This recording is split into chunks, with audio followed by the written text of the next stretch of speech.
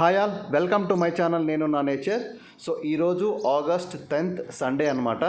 So మా బంధువులు అమ్మవారిని ఇలా అలంకరించి అమ్మవారికి 2 పొట్టేళ్ళు అనేది కోసారనమాట. సో అందరూ బంధువులంతా కలిసామన్నమాట ఈరోజు సండే.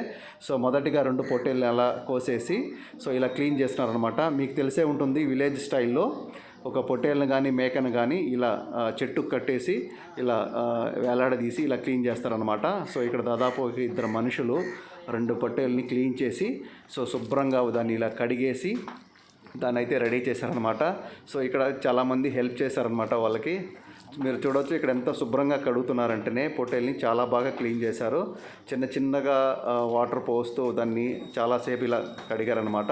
సో మొత్తానికైతే మేము మా కుటుంబం అంతా కలిపి, మా రిలేటివ్స్ అంతా కలిసి ఇక్కడ కలిసామన్నమాట. సో ఇక్కడ చూడొచ్చు.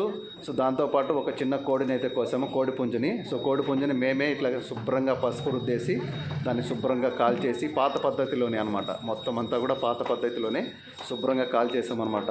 దాంతోపాటు 2 పొట్టేళ్ళకి 4 కాళ్ళు వస్తాయి కదా, 4 కాళ్ళు, ఇంకొక పొట్టేలకి 4 కాళ్ళు, మొత్తం 8 కాళ్ళు కూడా మేమే పాత పద్ధతిలో ఇలా పొయ్యిలో కాల్చి వాటిని కూడా శుభ్రం చేసేసాం అనమాట. మీరు చూడొచ్చు ఇక్కడ కాళ్ళతో పాటు కోడిని కూడా ఇలాగా కాల్చేసామన్నమాట. మొత్తానికైతే ఇప్పుడు చూడండి.